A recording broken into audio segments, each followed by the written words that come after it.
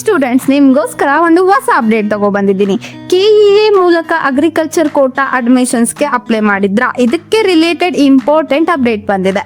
Online document upload process start ಆಗಿದೆ. April 27, 2026 ಸಂಜೆ 8 ಗಂಟೆಯಿಂದನೇ start ಆಗಿದೆ. ಮೇ 4, 2026 ಮಧ್ಯಾಹ್ನ 12 ಗಂಟೆನೇ ಲಾಸ್ಟ್ ಡೇಟ್ ಆಗಿರುತ್ತೆ. ನಿಮ್ಮ ಡಾಕ್ಯುಮೆಂಟ್ಸ್ ಆನ್ಲೈನ್ ಮುಖಾಂತರ ಅಪ್ಲೋಡ್ ಮಾಡಬೇಕು, ಆಫ್ಲೈನ್ ವೆರಿಫಿಕೇಶನ್ ಇರೋದಿಲ್ಲ. ಏಪ್ರಿಲ್ 28 ಇಂದ ಮೇ 6 ವರೆಗೂ ಡಾಕ್ಯುಮೆಂಟ್ ವೆರಿಫಿಕೇಶನ್ ನಡೆಯುತ್ತೆ. ಮೇ 7, 2026 ಎಲಿಜಿಬಲ್ ಮತ್ತು ನಾನ್ ಎಲಿಜಿಬಲ್ ಲಿಸ್ಟ್ ರಿಲೀಸ್ ಆಗುತ್ತೆ. ಮೇ 8 ಇಂದ 10th ವರೆಗೂ ಆಲ್ ಟಿಕೆಟ್ ನ ಡೌನ್ಲೋಡ್ ಮಾಡ್ಕೋಬಹುದು. ಮೇ 10, 2026 ಶಾರ್ಪ್ 9 ಗಂಟೆಗೆ ಪ್ರಾಕ್ಟಿಕಲ್ ಎಕ್ಸಾಮ್ ಇದೆ. 8 ಗಂಟೆಗೆ ಸೆಂಟರ್ಗೆ ರೀಚ್ ಆಗಿ ಲೇಟ್ ಆದ್ರೆ ಎಂಟ್ರಿ ಸಿಗೋದಿಲ್ಲ. ಫೈನಲಿ ಮೇ 14, 2026 ರಿಸಲ್ಟ್ ಕೂಡ ಬರುತ್ತೆ. ಸೊ ಡೆಡ್ ಲೈನ್ ನ ಮಿಸ್ ಮಾಡ್ಕೋಬಿಡಿ, ಬೇಗ ಅಪ್ಲೈ ಮಾಡ್ಕೊಳ್ಳಿ, ಡಾಕ್ಯುಮೆಂಟ್ಸ್ ನ ಕರೆಕ್ಟ್ ಆಗಿ ಅಪ್ಲೋಡ್ ಮಾಡಿ.